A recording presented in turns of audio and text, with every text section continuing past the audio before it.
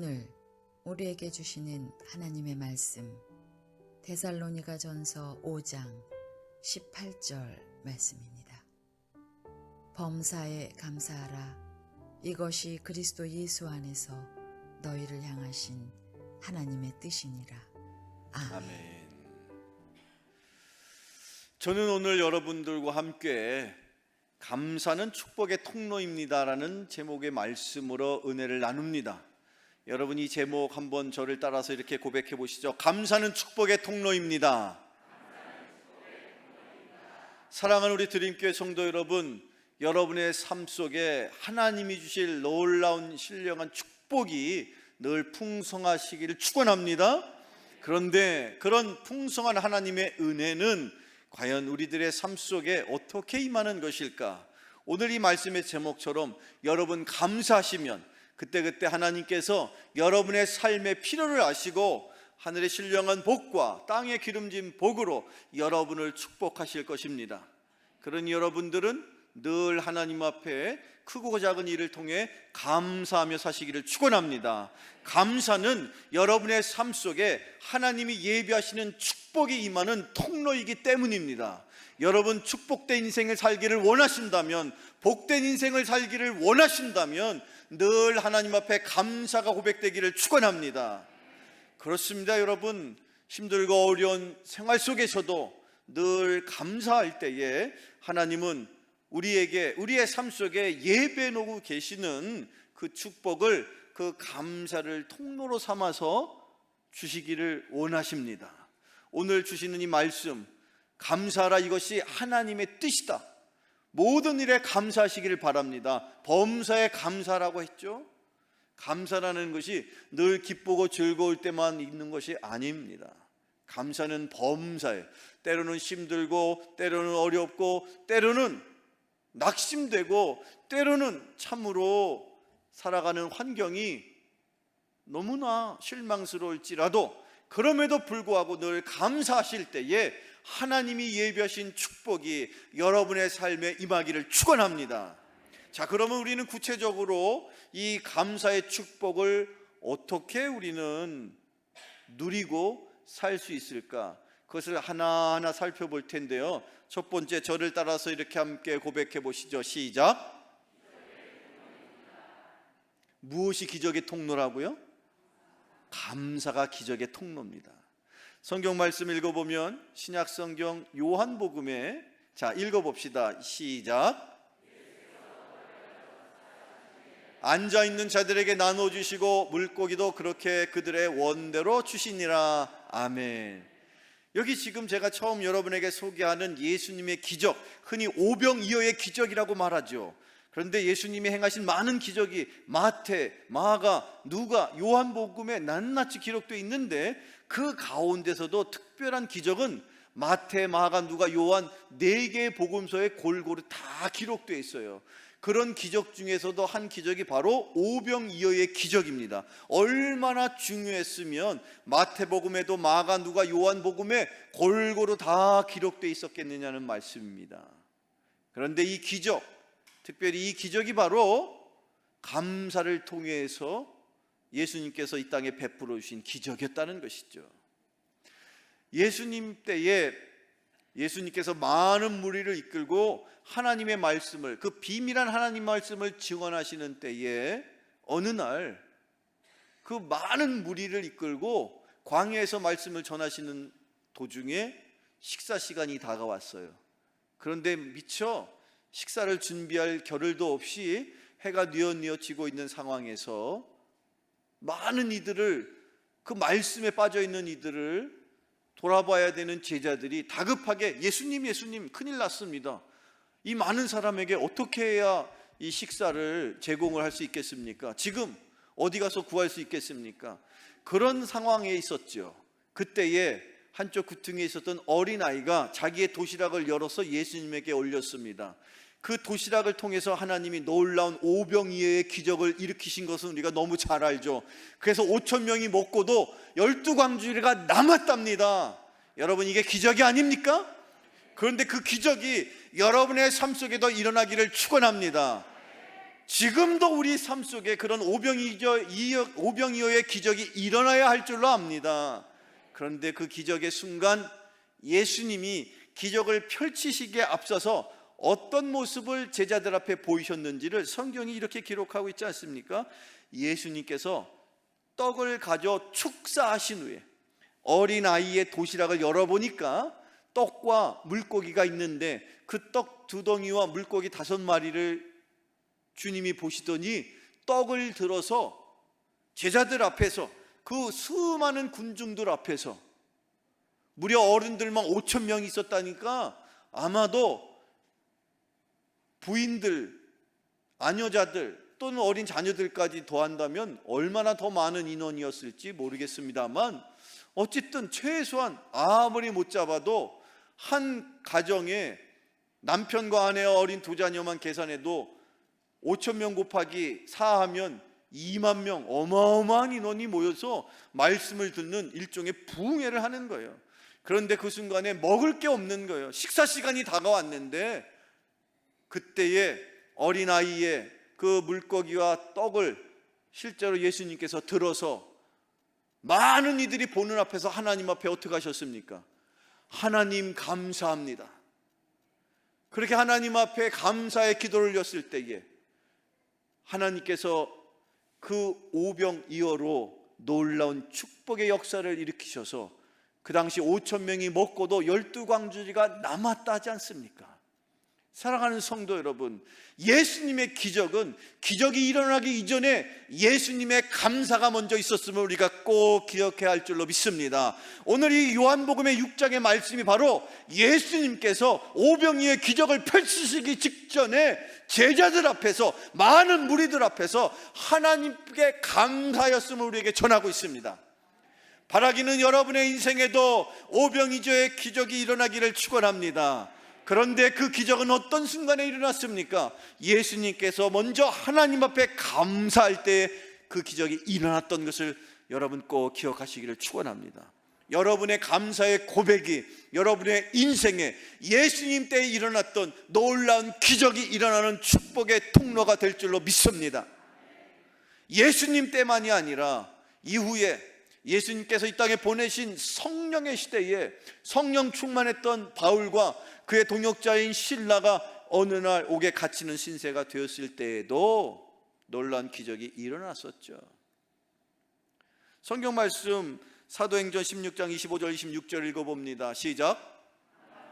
바울과 실라가 기도하고 하나님을 찬송하며 죄수들이 듣더라. 이에 갑자기 큰 지진이 나서 옥터가 움직이고 문이 곧 다 열리며 모든 사람의 매인 것이 다 벗어진지라. 아멘.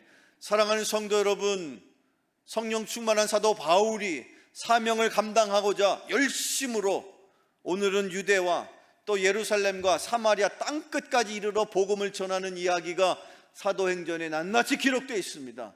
실은 그 사도 바울과 함께 동행하셨던 성령님의 역사가 사도행전에 기록되어 있으니 많은 이들은 이 사도행전을 일컬어 사도들의 이야기뿐 아니라 성령님의 이야기라, 그래서 사도행전이라는 표현 대신 성령의 행전이라고까지 표현하는데, 그 순간순간마다 성령의 역사가 일어났는데 사도 바울과 실라가 복음을 전하다가 억울하게 옥에 갇히는 순간이 있었습니다.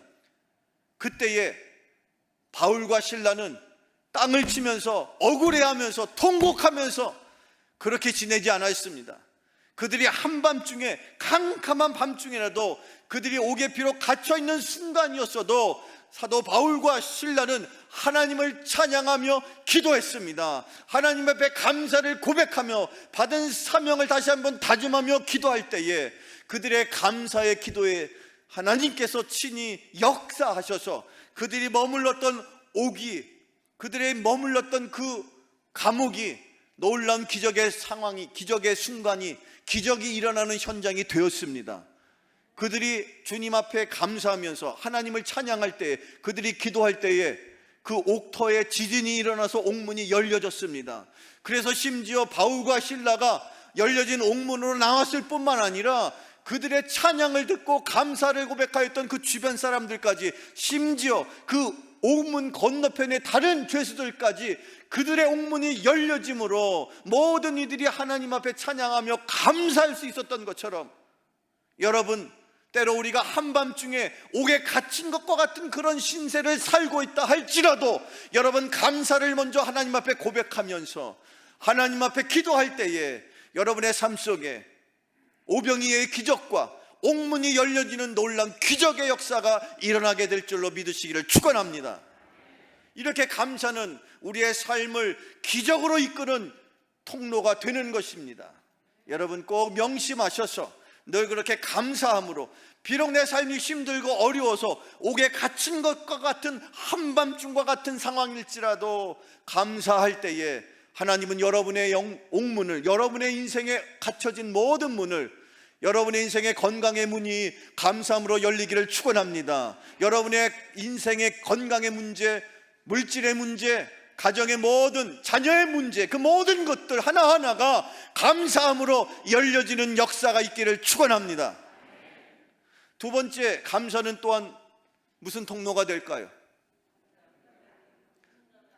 같이 읽어봅니다. 시작. 응답의 통로입니다. 자, 예수님께서 기적을 베풀어 주실 때에 그거다 먼저 하나님 앞에 축사하셨다 그랬습니다.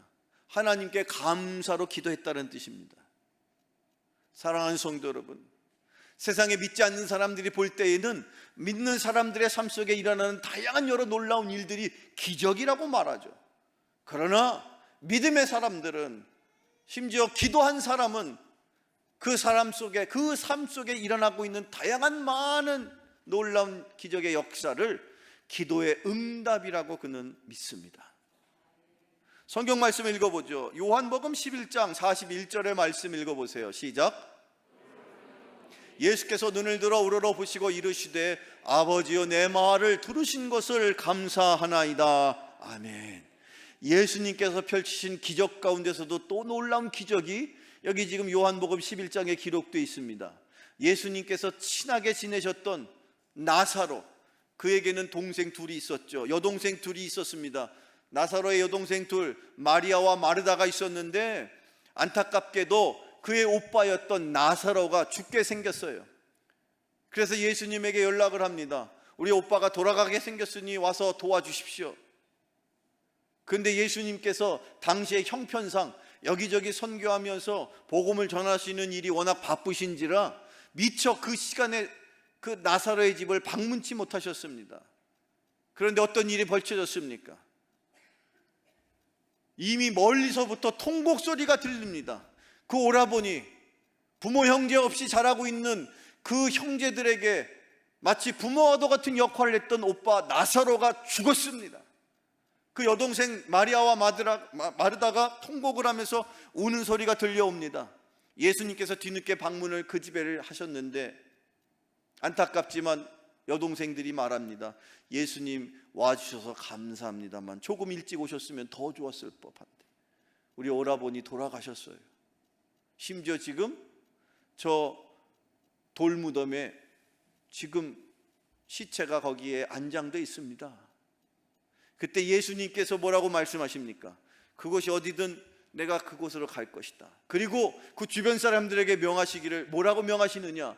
저기 저 무덤 안에 들어있는 나사로 내가 다시 일으킬 것이니 문을 열어라. 그러고 말씀하십니다. 그때 그 이야기가 여기 지금 요한복음 6장 11절에 기록되어 있는 거예요.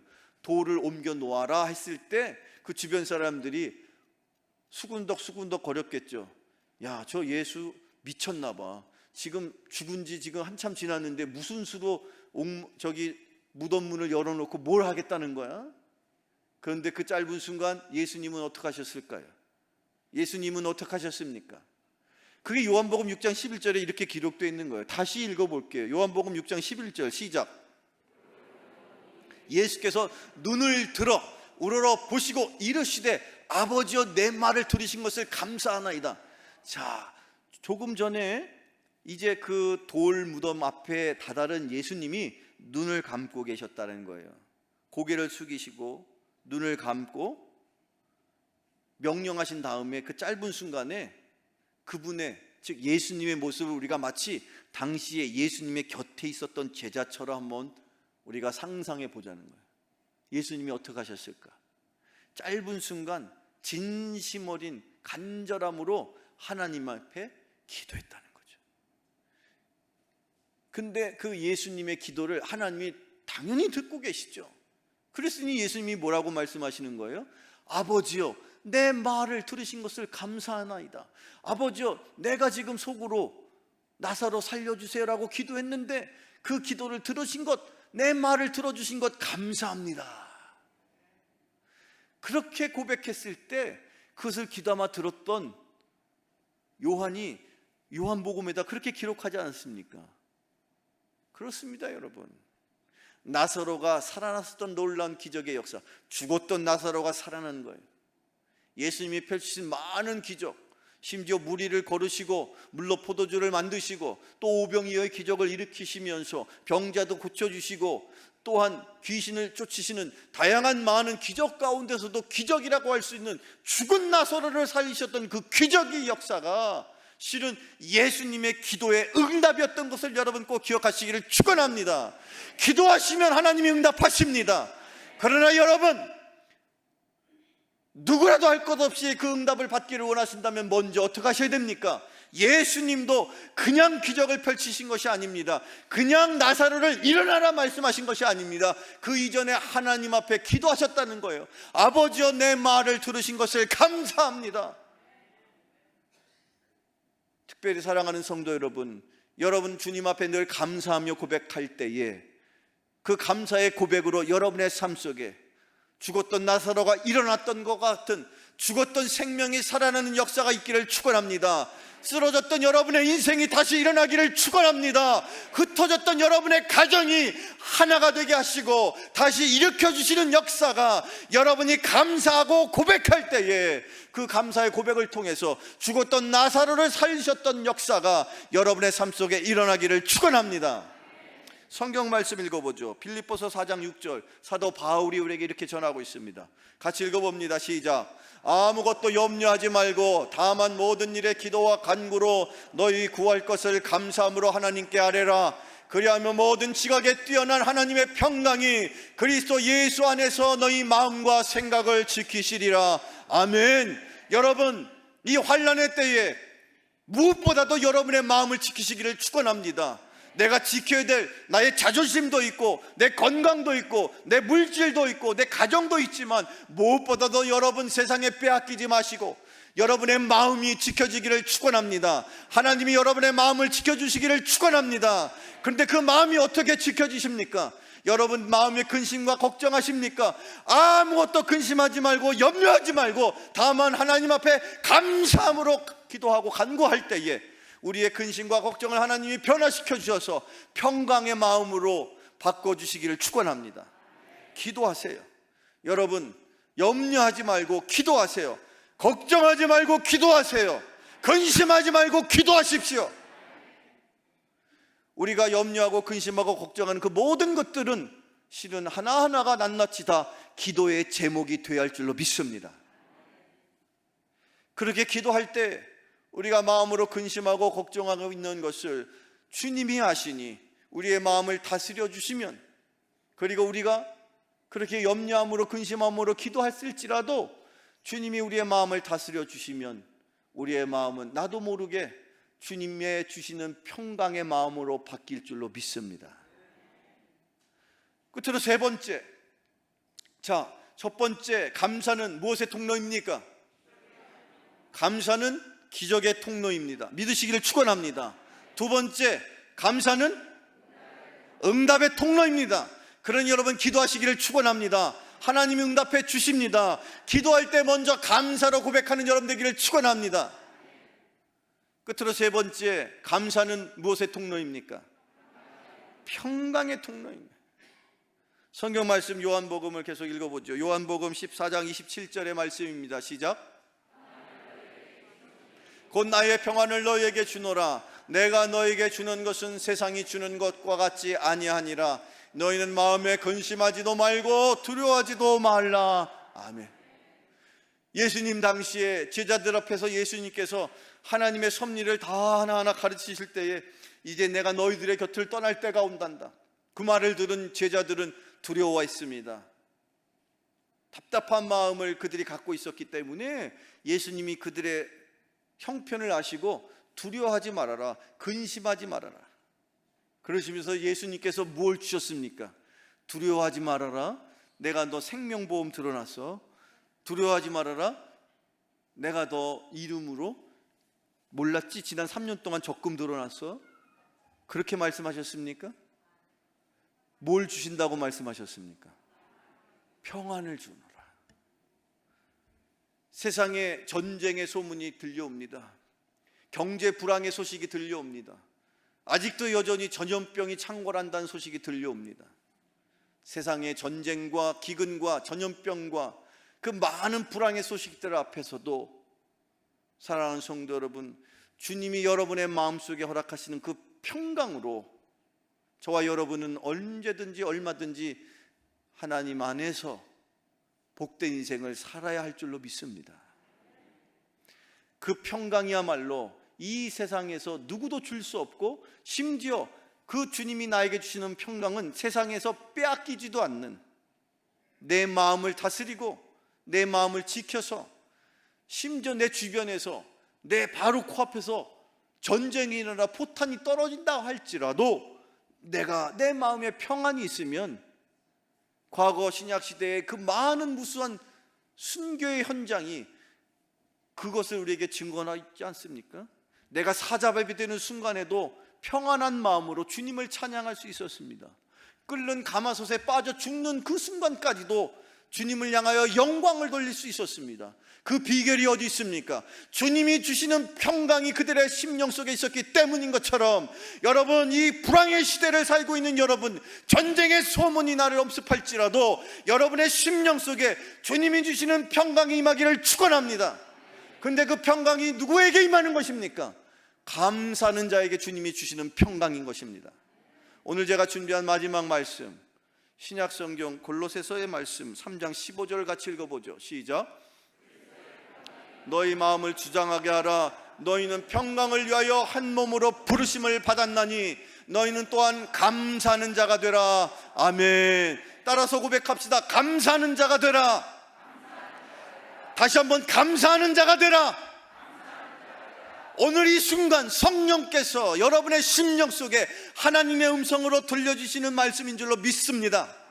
감사하는 자가 되십시오. 그래서 저와 여러분 한 몸으로 이루도록 우리 드림교회 공동체로 불러주셨습니다. 한 가족을 이루도록 남편으로, 아내로, 부모와 형제 자매로 살아가도록 한 몸으로 이루어 주셨습니다. 그러니 남편을 향하여, 아내를 향하여, 부모, 형제 누구를 향하여서도 여러분들 감사하는 자가 되시기를 축원합니다. 감사할 때에 그 인생이 하나님이 주시는 평강으로, 그 인생이 하나님의 은혜로 채워질 줄로 믿습니다. 남편은 아내에게 감사하고, 또한 아내는 남편에게 감사하며, 부모는 자녀에게, 자녀는 부모에게, 교회 안의 성도는 서로서로에게 감사할 때에 우리 주님께서 이루어주신, 성령을 통해 이루어주신 그 한 몸을 우리가 끝까지 유지하게 됨을 믿으시기를 축원합니다. 한번 옆에 있는 분에게 이렇게 인사해 보시죠. 제 옆에 앉아주셔서 감사합니다. 시작.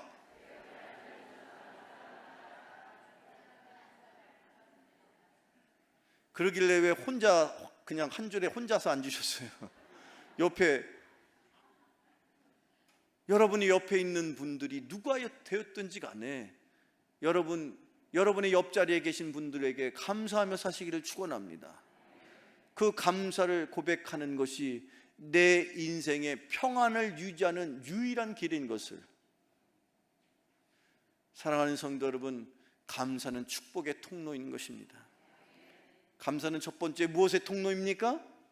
기적의 통로요. 두 번째 무엇의 통로입니까? 응답의 통로요. 세 번째 평강의 통로인 것입니다. 늘 감사를 주님 앞에 고백함으로 여러분의 삶 속에 기적과 기도의 응답과 세상에서 빼앗을 수 없는 참된 평안이 여러분의 삶 속에 충만하게 임하시기를 주님의 이름으로 축원합니다. 축원합니다. 축원합니다. 기도하겠습니다. 거룩하신 아버지 하나님, 감사합니다.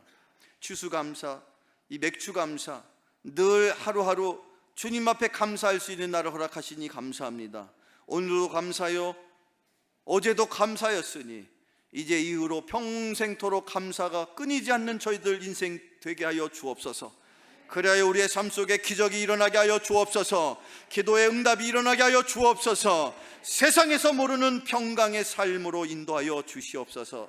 예수님의 이름으로 기도하옵나이다. 아멘.